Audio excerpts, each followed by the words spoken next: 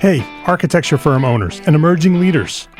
Get ready for unparalleled insight into the development of a world-class architecture firm and a worldwide organization driving the digital transformation of the design and construction industry. With Build Smart, the podcast that's changing how our profession operates. We share the incredible stories behind innovation in the building industry with my friend and co-host, Patrick McLeamy, FAIA, former CEO of the international architecture firm, HOK. You know, Yamasaki's office or firm lasted during his lifetime. And when he passed away, I think that was the end of the Yamasaki office. Helmut did not want that. He wanted a firm that would live out and grow beyond the founders. In Season 1, discover the untold stories behind HOK's meteoric rise, from 150 employees in St. Louis to a powerhouse with over 1,900 staff members and 27 offices worldwide. You know, they weren't as polite as the Kojima people. That was just boom. And anytime you have a creditor, whether it's Kojima or the bank, that wants their money, unless you can raise money someplace else, you are out of business. Bankrupt. And hold on tight for Season 2, where Patrick takes us on a new adventure as chairman of Building Smart International, shaping the future of digital transformation in the design, construction, and operation of built assets. Ian Howell, Ken Harold, and I, Ken was my technical representative from HOK. The three of us took a tour of Europe of 5 cities in 5 days. Very busy time. Simply follow the link in the show notes to subscribe to Build Smart now and uncover lessons that will transform you and your architecture firm.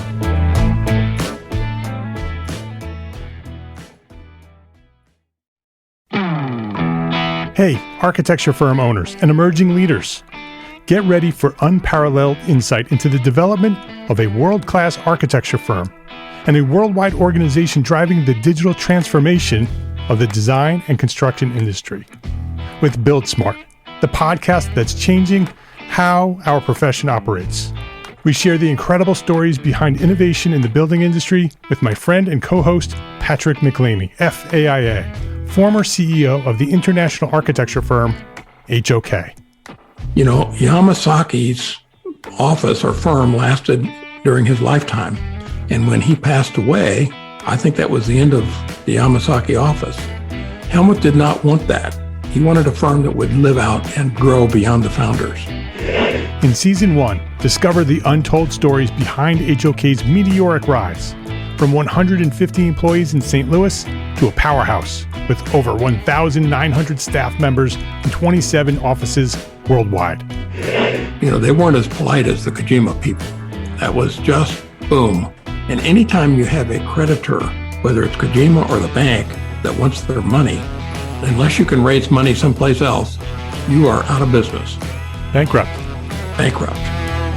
And hold on tight for Season 2, where Patrick takes us on a new adventure as chairman of Building Smart International, shaping the future of digital transformation in the design, construction, and operation of built assets.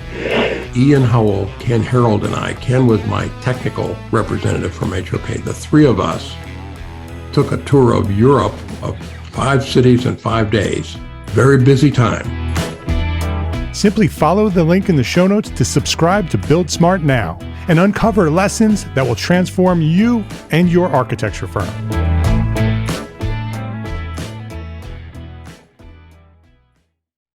Entrepreneur Architect Podcast, Episode 23.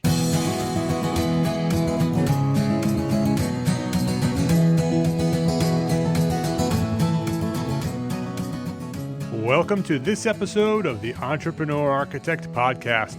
My name is Mark R. LePage, and this is the podcast dedicated to a successful life as a small firm architect.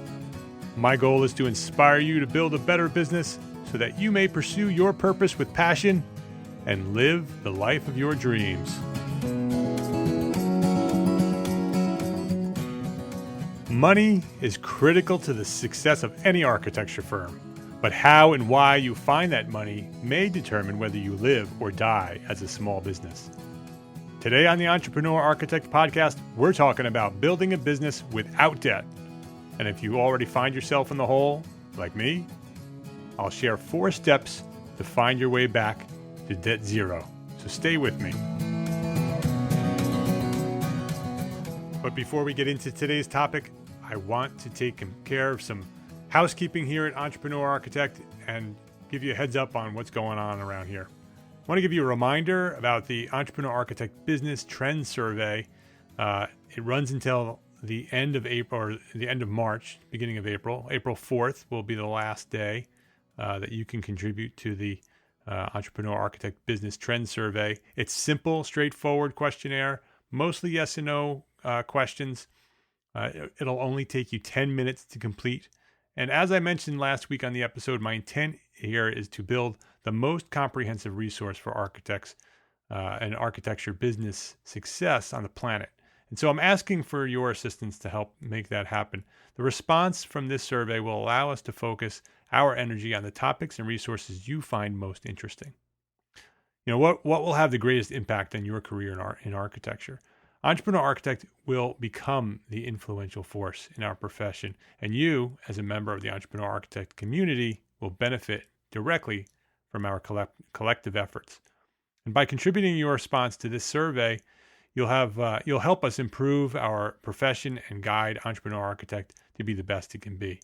And we'll use this survey as a plan for the future of the community, and we'll pursue the resources that you find most beneficial and abandon the ones that you don't think are any good. So it's worth doing. And in addition to that, I'm giving away 4 of my favorite business books. Last week, I announced that Brian Crichton of CMBA Architects from Sioux City, Iowa, was the lucky recipient of the first giveaway drawing. Brian's name was randomly drawn from over 300 participants who had contributed their thoughts to the survey at that time. The book I gave away was my favorite business book of all time, is The E-Myth Revisited, Why Most Small Businesses Fail, and What to Do About It. I got 3 more other books that I'm going to be giving away as well. I'm going to give 1 away each week, right up until the end on April 4th will be the last one. The next one's going to be this Friday, so a couple days from the recording of this podcast. I'll give out the next one. I'm not going to tell you what it is, but it'll be another great book, another one of my favorites. So if you're interested, and I'd really appreciate it if you would, go to entrearchitect.com/survey and take the survey. And this week on the blog, I also wrote about the Architecture Business Plan competition, which was announced by the Charette Venture Group. I've been invited to participate as a member of the jury on that competition, and I'm going to judge the submissions and help select the winner. The winner is going to travel to Chicago, courtesy of Charette Venture Group, and celebrate at an event scheduled for the day before the AIA convention opens their doors in Chicago in June. So, and the best part is, in addition to that, the winner is going to receive $10,000. So visit visit architectbusinessplancompetition.com for more details and information on how to enter that. And it's not often that architects are given an opportunity like this to have a competition that's built just for us, that's not a design competition. So don't miss out. Go to architectbusinessplancompetition.com and check that out.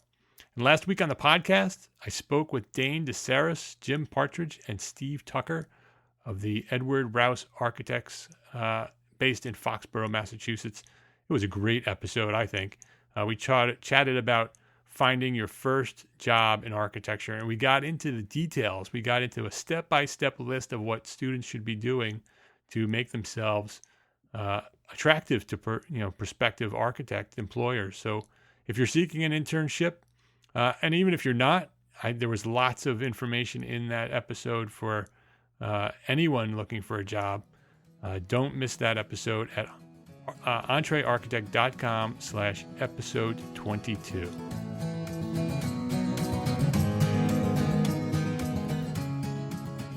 For the first 4 years, Five Cat Studio could be found at a basement studio in our little cottage in the woods of Chappaqua, New York. The space was just large enough for one Dell PC workstation, a couple of bookshelves, a desk chair, a telephone, 5 cats, and myself.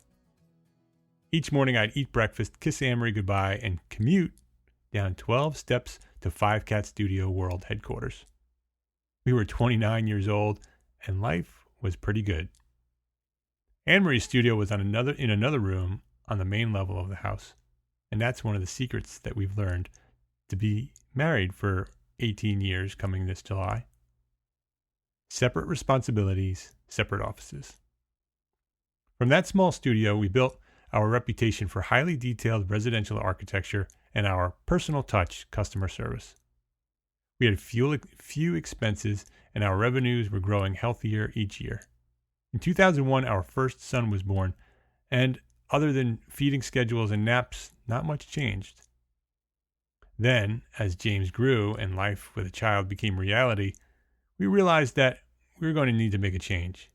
We were 2 young professionals and worked hard to overcome the perception that we lacked the experience to provide services equal to those of our well-rooted competitors.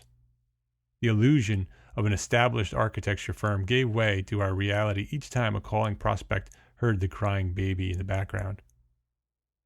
We learned to accommodate our new partner and established routines that allowed us to keep the firm and our family as separate as they could be within the 900 square feet of our house. With several small commercial projects complete and our first major residential project well underway, the business was beginning to grow. It was time to take this firm to the next level. We started looking for an office outside the house. Our plan was to find a small space around 1,000 square feet, enough to start hiring a staff and establish ourselves in the local business community. We looked in our village as well as other adjacent towns. We wanted to stay close to home, and Anne-Marie and I knew Pleasantville very well. We lived in an apartment in Pleasantville's old village for about a year before we moved to our home in Chappaqua. There we found a perfect space in an old brick office building which once housed the police department and the village hall. It met all our requirements, a unique building close to home, 1,000 square feet, and located in a bustling business district central to all our potential clients. During the negotiations, the landlord offered us the adjacent office for a rent that we could not refuse. It was well above our budget, but we were optimistic about our future, and we knew that we could quickly fill the much larger space. We took the deal, and we got to work building out our new 5 Cat studio. We designed the office to have a welcoming reception area with a built-in custom desk, a light-filled conference room, a private office, 2 toilet rooms, a storage room, a data closet, and 1,000 square feet loft-like open office with 11-foot ceilings. It was awesome. We pulled from our personal savings to add additional custom moldings in the public spaces, and we fit the toilet rooms with upgraded tile floors. We had big plans, and we knew that we would recover the investment very quickly, as clients would soon be knocking on our front door. I moved into the private corner office and worked there alone for almost 3 years. We tried hiring and had a few underqualified entry-level employees come and go. The reception area never once received a guest, and we rarely used the conference room for more than an occasional playgroup meeting for James and his infant friends. We kept the open studio lights off and the HVAC turned down in order to keep our utility bills at a minimum. Each month the bills would be delivered and the rent would be due. Luckily, business was booming, and we kept everyone paid and happy without much of a problem. As business grew, so did our staff, and eventually the studio was filled with an office manager and 3 architectural project managers. I had educated myself on the business fundamentals, and in 2008 we were well on our way to our first 7-figure year. But then the world's financial markets began to collapse, and our economy crumbled. Our rent increased each year, our business expenses grew, and we were responsible for a pretty heavy payroll every 2 weeks. So we obtained a line of credit from a local bank to help, quote, manage our cash flow problem, unquote, and each month our credit card balances continued to grow. When Amory and I first saw the storm heading our way, we were optimistic. We expected it to be a temporary downturn, and we carried on with business as usual. We dipped into the line of credit on the months where our receivables were low and the credit card balances continued to grow. We were transparent with our staff about the tough times we were experiencing. We promised that if they worked with us, we would work with them. We called it survival mode. We would not reduce staff if they were willing to reduce their pay. Surely this was a temporary situation and our clients would soon be back. We would reestablish salaries, refund the line of credit, and pay down the credit card as soon as things got better. Well, it's almost 6 years later now, and things didn't get better. Our office manager and 2 of our project managers chose to move on. We did survive, and today our boards are full of work again. We have restructured our project management system to allow Anne-Marie and John, our most loyal associate, and I to work as a team on every project. We've moved out of the big, expensive office space and have committed ourselves to a new virtual studio business structure. And I've written about that and the way we're doing that, and I'll include a link to that on the show notes. Our P&L statements are finally showing signs of life, and we have officially entered recovery mode. Survival comes with a price, though. The line of credit is exhausted. The credit card was maxed out, and our original investment spent on the office upgrades is still pending reimbursement. Bottom line, today we hold some major debt. Today, when asked about my best advice to emerging professionals and architects considering the launch of a new firm, I say, build a debt-zero business. Debt makes you a prisoner to your lenders. It increases your stress, and it increases the chances of a fatal failure in your business. Debt magnifies your mistakes. When Anne-Marie and I realized that the fancy new reception area and the conference room was unnecessary, the money we borrowed from our personal savings made that mistake much worse than if we waited and used retained earnings from the business to pay for those upgrades. Odds are that we probably would have realized that those spaces were unnecessary and we could have saved that money for more important things, like paying our future employees. Our nation's banks have worked hard to convince us that we cannot live without debt. Our American culture is based on investing by borrowing. We are told that we can't run our businesses without a credit card and a line of credit. It's just not true.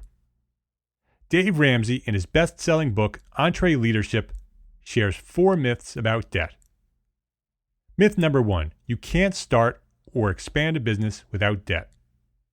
That is simply not true. If we plan, save, and wait until we have the money to move to the next level, we spend our money more wisely and make better decisions. It may take longer to get to where we want to go, but when we get there, we'll be free from the burdens of paying back the bank. Myth number 2, you need a line of credit to cover cash flow problems. This was one of my biggest business mistakes of all time. Within 1 year of obtaining a line of credit, we had the account maxed out. Business never improved from the convenience of withdrawing borrowed money. If I had retained earnings when business was booming, I would have had the reserves to cover those slow periods. In residential architecture, the cycle of business is easily predicted. Our phones stop ringing in August and January every year. We should have the money saved to cover those slow times, so a line of credit would be unnecessary. Myth number 3, a credit card is a simple way to finance your business. Dave Ramsey says you can't earn your way out of stupidity. I love that. I learned that lesson very well during the recession. Every time I used the credit cards and I couldn't pay back the balance, I'd convince myself that next month would be better than this past month. It wasn't, and my credit cards quickly reached its limit. Myth number 4, large purchases require debt. Most large purchases are not items urgently needed. Pay cash by saving for that item each month.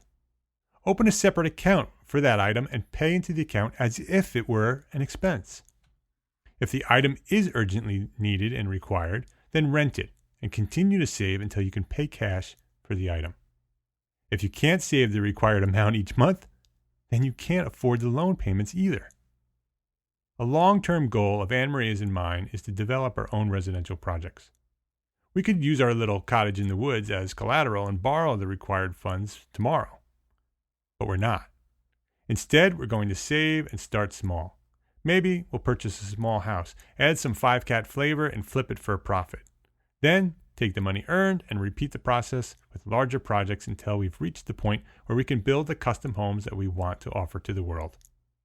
We'll get there. I'm certain of it. It'll just take longer than I first expected, back when I was ready to risk my home and my freedom for quicker returns. So, how can we build a debt zero business? Here are 4 steps to make it happen. Number 4, counting backwards, destroy your credit cards. I finally decided to cut up my business credit card about 6 months ago.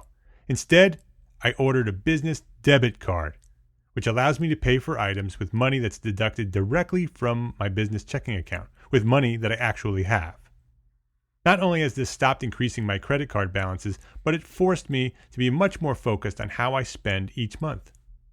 Credit card money just doesn't feel as real as money in your bank. Number 3, drop your personal income to a minimum required living wage. And that's if the economy hasn't already done that for you. Your primary focus is to eliminate debt, and that requires sacrifice and determination.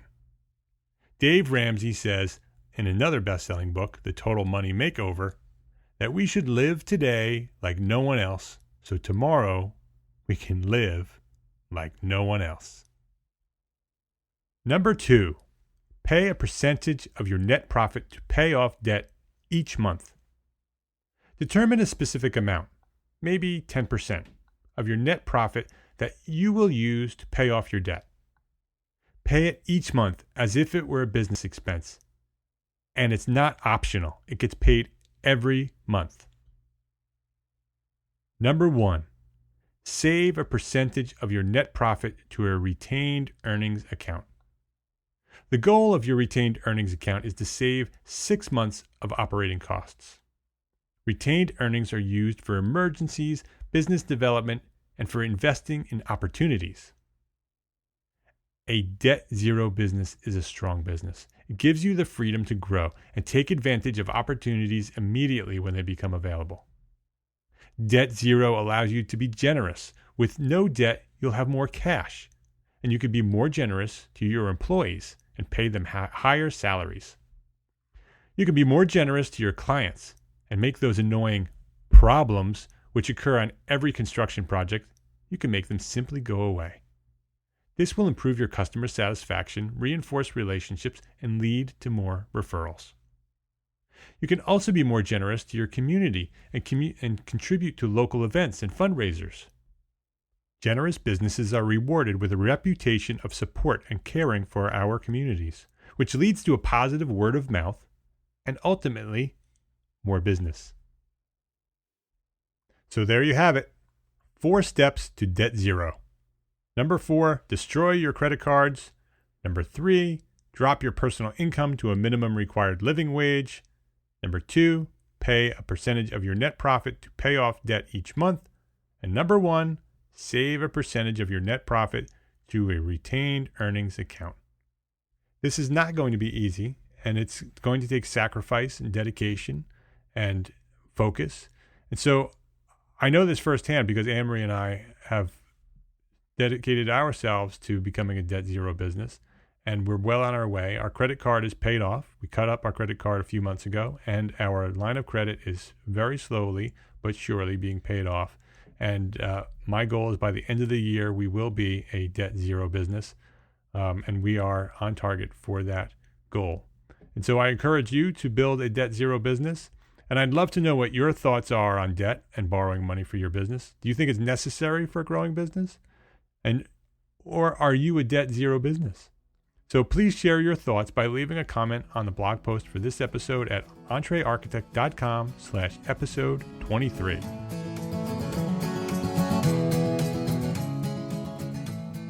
I hope you've enjoyed this episode and found it worth your time to listen. I'd love it if you just do me a quick favor. Please visit iTunes and leave a review for the show. and I've made it simple. I've set up a direct link. Go to entrearchitect.com/iTunes, and that link will take you right to my iTunes page. Just sign in and let me know what you think. I'd love your honest critique of the show. Those reviews and star ratings help other entrepreneur architects find the Entrepreneur Architect podcast. And don't forget to complete the Entrepreneur Architect Business Trend Survey at entrearchitect.com/survey. Your contribution for that survey really, really matters. And for those who've already completed the survey, I thank you so, so much. So until next week, my name is Mark R. LePage, and I am an Entrepreneur Architect. Thanks for listening.